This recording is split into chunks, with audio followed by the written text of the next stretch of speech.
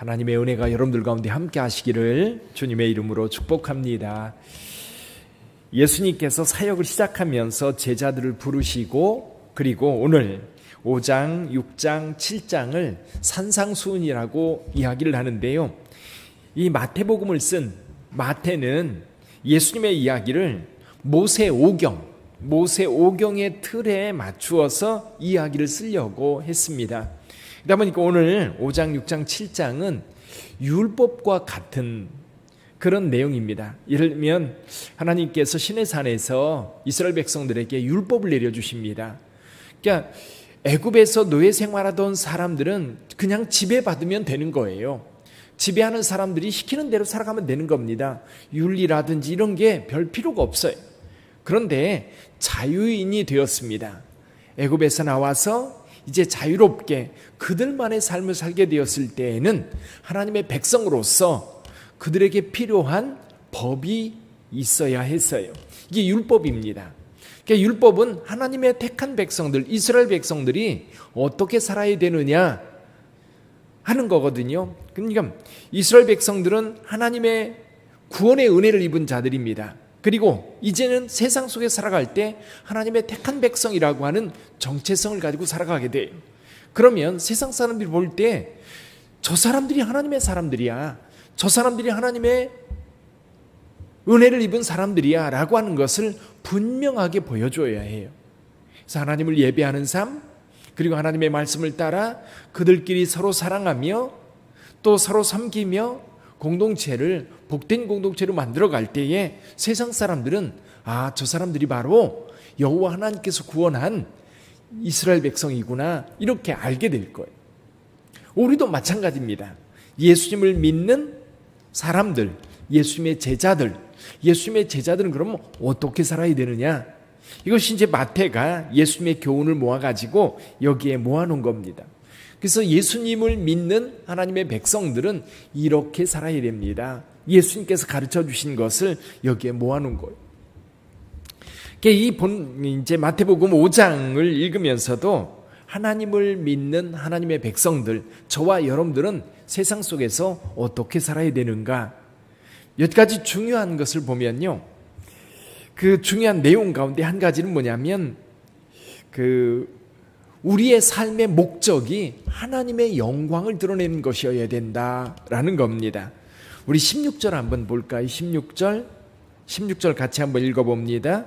이같이 너희 빛이 사람 앞에 비치게 하여 그들로 너희 착한 행실을 보고 하늘에 계신 너희 아버지께 영광을 돌리게 하라. 그러니까 저와 여러분들의 삶의 결론은 우리의 삶을 보는 세상 사람들이 하나님께 영광 돌리게 해야 합니다. 그래서 하나님께 영광 돌리게 하려면 어떻게 살아야 되느냐라고 하는 것이 필요하지요. 그러니까 저와 여러분들을 세상 사람들이 봅니다. 근데 우리를 보는 세상 사람들이 비난하고 욕하는 게 아니라 이 교회 다니는 사람들, 성도들을 보니까 우리 삶이 우리하고 전혀 달라. 역시 그리스도인이야. 역시 예수 믿는 사람들이야. 그러면서 그들이 믿는 하나님, 그 하나님을 나도 믿고 싶다. 그 하나님을 나도 믿고 싶다라고 말하게 만들어야 된다는 거예요. 그러려면 우리가 어떻게 해야 될까? 몇 가지 이야기를 해봅니다.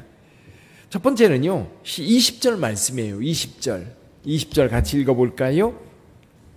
내가 너희에게 이르노니 너희 의가 서기관과 바리새인보다 더 낫지 못하면 결코 천국에 들어가지 못하리라.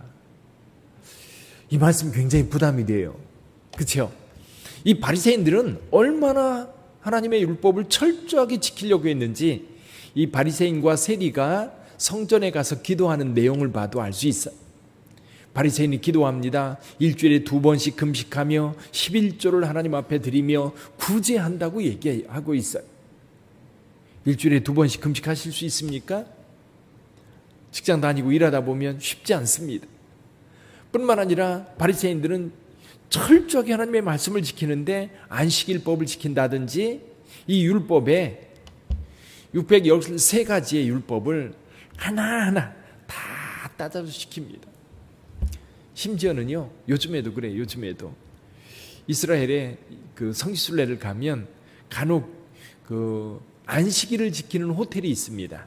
그럼 그 안식일을 지키는 호텔에 가면 그 엘리베이터가 2개예요. 2개. 그래서 이방인들이 타는 엘리베이터가 있고 유대인들이 타는 엘리베이터가 있어요. 근데 유대인들이 타는 엘리베이터는요, 엘리베이터가 내려와서 자동으로 열리고 자동으로 닫힐 때까지 기다려야 됩니다. 그래서 내가 10층까지 간다. 그러면 기다리고 있으면 엘리베이터가 내려와요. 그래서 이제 서면 버튼을 누르지 않아도 열려요. 열려서 타면 1층에서 2층으로 올라가서 열렸다가 닫히고 3층에서 열렸다 닫히고 4층에서 그렇게 해서 10층까지 올라갑니다. 근데 이방인들은 어떻게 해요? 그렇게 안 해요. 그냥 10층 딱 누르고 올라갑니다. 왜냐하면 안식일에는 불을 켜면 안 되는 거예요. 그렇게 철저하게 지키는데 그들보다 더 의롭지 못하면 천국에 들어가지 못한다고 합니다. 사실 이 의는 예수님께서 말씀하신 의지요. 그러니까 위선이 아니라 진심으로 하나님 앞에 의롭게 살아가는 모습일 겁니다. 자, 여기에서 바리새인들과 서기관들보다 너희 의가 더 낫지 못하면 천국에 들어가지 못하리라. 좀 부담이 됩니다. 뒤로 넘어가 볼까요? 48절 한번 보시죠. 48절 같이 읽어봅니다. 그러므로 하늘에 계신 너희 아버지의 온전하심과 같이 너희도 온전하라. 이것도 굉장히 부담스럽네요. 그렇죠? 하늘에 계신 아버지의 온전하심 같이 우리도 온전해야 된다. 지금 예수님께서 율법에서 옛 사람에게 말한 바, 이건 뭐냐면 구약 율법에서 가르치는 것들이에요. 근데 그 가르침의 정신을 주님께서는 가르쳐 주십니다. 살인하지 말라라고 할 때에 살인의 결과를 보는 게 아니라 예수님께서는 살인이 어디서부터 시작됩니까? 그를 미워하는 데서부터 시작되고, 간음이라고 하는 것이 사건적으로 일어난 것으로 간음했다가 아니라 이미 그 마음에 음욕을 품는 것부터 시작된다라고 하는 거예요. 그래서 예수님께서는 그 근본적인 것부터 내어놓아라는 거예요. 내려놓으면 우리 하나님의 마음으로 살아갈 수 있는 거예요.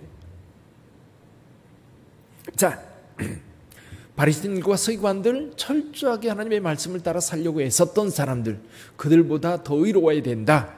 또 한 가지, 하나님이 온전하심과 같이 우리도 온전해야 된다. 많이 부담스럽습니다. 근데 여러분, 너무 걱정하지 마세요. 내가 그렇게 살려고 결심하고요, 하나님께 영광 돌리는 삶을 살려고 결심하고 그렇게 살려고 그 길에 들어서면요, 하나님이 도우시는 줄 믿습니다. 하나님이 도우셔요. 그래서 우리는 이걸 따라가면 될 것 같아요. 여기 복 있는 사람이 어떤 사람들인가라는 거예요. 복 있는 사람들이 어떤 사람인가? 이게 예수님을 믿는 사람들의 모습이어야 돼요. 복 있는 사람. 진짜 복 있는 사람이 누굴까? 세상에서 복 있는 사람, 그러면 우리 이렇게 됩니다. 요즘에 제일 핫한 이슈는 뭐예요? 부자예요, 부자. 그래서 텔레비전 광고에서 부자 되세요 라고 하는 광고가요, 큰 히트를 쳤어요. 사람들의 마음속에 부자 되고 싶은 마음이 너무너무 간절한 거예요. 그래서 세상에서 복 받았다. 첫째, 뭐예요? 부자 되는 거예요. 둘째, 뭐예요? 건강하게 사는 거예요. 셋째, 뭐예요? 좀 떵떵거리고 사는 거예요. 다른 사람 지배하고 내가 큰 소리 치면 사람들이, 주변 사람들이 절절절절 매는 그런 삶을 사는 것이 세상에서 복받은 자다, 그렇게 얘기합니다. 판검사 되면, 세상에서 무슨 권력을 가진 사람이 되면 그 사람 복받았다고 말합니다. 그 사람 성공했다고 말합니다. 근데요, 예수님께서 말씀하시는 복받은 자들, 예수님께서 말씀하시는 세상에서가 아니라 하나님 나라에서 성공한 자들, 그런 사람들을 주님께서 말씀하고 계세요. 누가 복이 있습니까? 심령이 가난한 자가 복이 있나니. 가난한 자가 복이 있대요. 또 애통하는 자가 복이 있대요. 슬퍼 우는 자입니다. 온유한 자가 복이 있답니다. 온유한 자는 힘이 있음에도 불구하고 힘을 내려놓고 오히려 지배를 받는 사람들을 이야기합니다. 의에 줄이고 목마른 자가 복이 있고요, 긍휼히 여기는 자가 복이 있답니다. 마음이 청결한 자, 화평하게 하는 자, 의를 위해 박해를 받는 자. 사실은 이 말씀들이요, 곰곰이 그 원어를 따져 들어가 보면 세상 사람들이 원하는 게 하나도 없어요. 예를 들면 화평케 하는 자, 화평케 하는 자. 여러분 주변에 싸움하는 사람들을 가끔 보게 되지요. 싸움 말리다가 얻어맞는 사람들 많습니다. 의외로 그래요. 여러분 중재라고 하는 거는요, 희생 없이 중재가 되지 않아요. 근데 요즘에는 이 중재하면서 돈 버는 사람들이 많지요. 실제로 중재는요, 이 중재는 내가 손해를 보면서 중재를 만들어가는 것이 여기서 말하는 화평케 하는 자예요. 그러다 보니까 여기에서 복 있는 사람들은 이 세상 사람들이 추구하는 그런 복이 아니에요. 그럼 어떤 복입니까? 하늘에 상급이 있는 것을 구하는 거예요. 하나님과 함께하는 것. 심령이 가난한 자는 세상에서 박해받고 지배받고 짓밟히는 사람들인데, 이런 사람들은 세상에 의지할 것 없어서 오직 하나님만 의지하는 자예요. 사랑하는 성도 여러분, 여기 복 있는 사람이 어떤 사람인가, 그리고 그 복의 내용을 한번 보세요. 여러분, 심령이 가난한 자는 어떤 복이 있어요? 천국이 그의 것이래요. 천국이 그의 것이고, 그리고 애통하는 자는 위로를 받습니다. 누구에게 위로를 받을까요? 하나님께 위로를 받아요. 애통하는 자 위로받고요, 온유한 자 땅을 기업으로 받고요, 의에 줄이고 목마른 자 그들이 배부름을 얻을 것이라고 말씀하고 있습니다. 긍휼히 여기는 자는요, 하나님께로부터 긍휼히 여김을 받게 돼요. 이게 하나님 나라 백성들의 모습. 사실 저와 여러분들에게 하나님께서, 예수님께서 우리에게 말씀하실 때 아까도 말씀드렸던 것처럼 우리의 행위 모두가 내가 뭔가를 얻는 것이 아니라 하나님이 영광 받으시고, 그리고 바리새인이나 서기관보다 완벽한 의로운 삶, 더 나아가서 하나님의 온전하심과 같이 우리도 온전한 삶을 살아야 되는데, 그런 온전한 삶, 그것은요 나를 내려놓으면 쉬워요. 나를 내려놓으면 됩니다. 더 많이 소유하려고 막 같이 그 내려놓으면 굉장히 편합니다. 또 뭔가 더 얻기 위해서 막 발버둥치다 보면요 병 나고 몸 망가지고 그래요. 내려놓으시면 돼요. 그리고 성령님께서 나를 이끄시도록 여러분이 하나님 앞에 기도하고 말씀을 따라 살려고 하면 우리 성령님께서요 우리 가운데 오셨기 때문에 우리를 선하게 이끌어 주셔요.